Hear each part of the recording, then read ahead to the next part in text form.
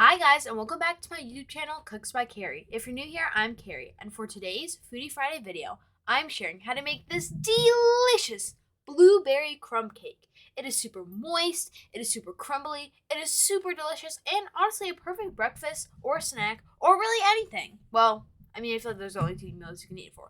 Anyway, this recipe comes with spendwithpennies.com. It was delicious, and let's continue with the video.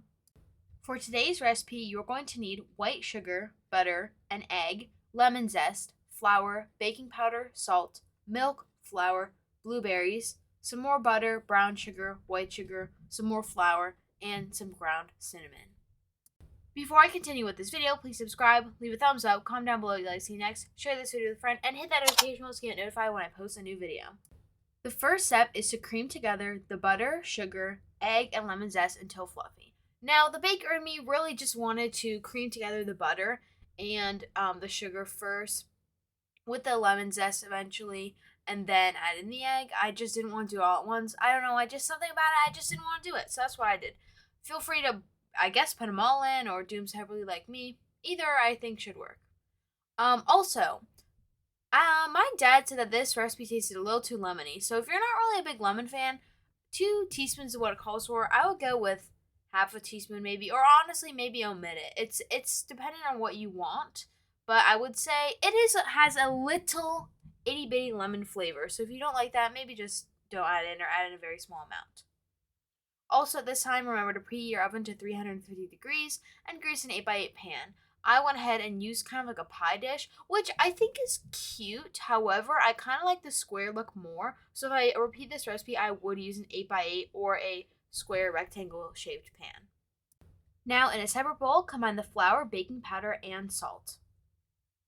This recipe was really delicious and it's super simple. It's very kind of reminding me of like a cake form of a blueberry muffin, and this crumb topping that we'll make in a little bit is so delicious.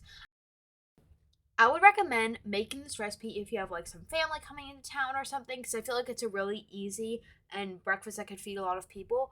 Or if you're kind of just wanting something to be easy and quick in the mornings. I would note that it was definitely best the first day, and if you're eating it on days after, I would say maybe reheat it to make it taste extra good. The next step is to add the flour and the milk in, alternating between each step. This recipe is super simple. I think I made it in about 15 to 20 minutes with filming, which is like really good timing. I would say it's like super easy to whip up as long as you have all the ingredients. And it's blueberry season, that's why I chose this recipe. I am just all about these fruits. It's peach season. I know peaches I feel like are the best in August, but it is technically peach season. I have Googled. So if you want to see some peach recipes, let me know. I'll probably give them to you anyway. But we'll see.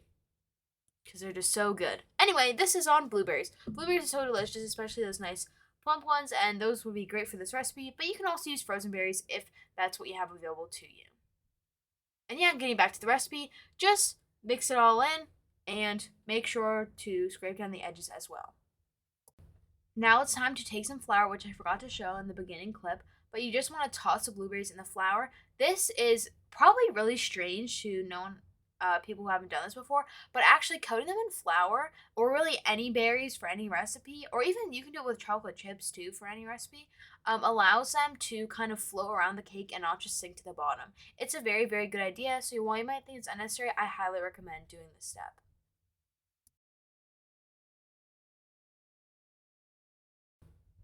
Now the last step before this goes into the pan is to combine the blueberries with the cake mixture. Just add them all in.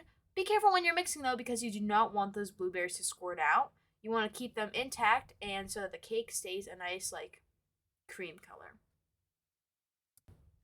Now it's time to pour the batter into the pan. The pan I used again was a pie pan. I would recommend using the 8x8 though, like I mentioned before, and make sure it's heavily greased. As you can see that butter. So that's because I really want it to be easy to come out of the pan. So just coat it all in. And then at the end, you will see me take an offset spatula, which I love to use for this. An offset spatula, for any of you who don't know, it's kind of like a mix between a butter knife and a spatula. It has kind of a spatula handle, but then the edge, it's kind of like a flat edge so that you can easily smooth everything all out. Now it is time to combine all the crumb ingredients together. This means the softened butter which you can see mine looks a little melted. That's because I just microwaved it quickly, but you can see that kind of dried up, so it was like the perfect consistency. This was just 15-second intervals in the microwave and only about 1 or 2 times. If you do this, be careful, just because you really don't want any of it to melt. As you can see, mine did melt a little bit, but ended up being okay. Then you're going to add the flour, both types of sugar, the cinnamon, and mix well. I'm going back in with my hand mixer. Also, note for this recipe, you don't have to use a hand mixer. You can use a whisk if you're feeling confident. You can use a stand mixer, really, whatever is your preference. Also, you can see that this bowl was very tiny. It still worked though.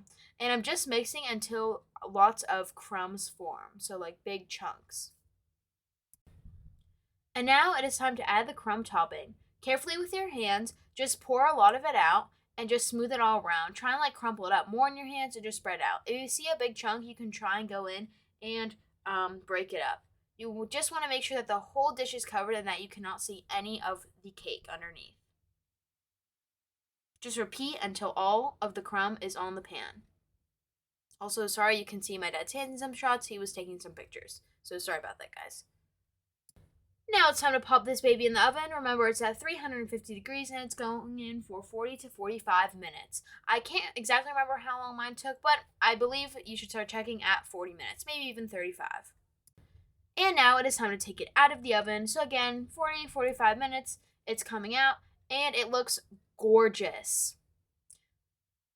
I was so happy with it, the crumb topping. Yeah, you can see a few blueberries, but I mean, it gives that homemade look. It looked so delicious, and I was dying to dig in.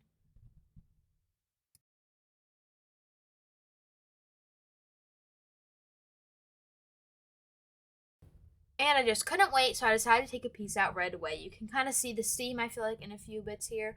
But I'm going in with a bread knife. Fun fact, the bread knife is my favorite knife, probably because bread is one of my favorite foods. Anyway, but I'm cutting a nice big slice so you guys can see how delicious and beautiful it looks. I really recommend this. I personally like the lemon. If you don't, just don't add that much. And, yeah, just take a slice out. Look at that. The steaminess, the blueberries. Super, super delicious. I mean, how can you resist? Maybe because it's really hot, but that beautiful crumb topping, that beautiful side. Oh my god, heavenly. And here's one last shot of it up close. So delicious. I'm going to give this a 7.5 out of 10. 5 is average for me, so I would say that this is a really good rating. And if you're looking for a nice, almost coffee cake, crumb cake type thing, definitely try this one out. Alrighty guys, that's it for this video. Thank you all so much for watching. If you haven't already, please make sure to follow me on Instagram at CooksByCarrie. I post lots of fun photos of the food I cook.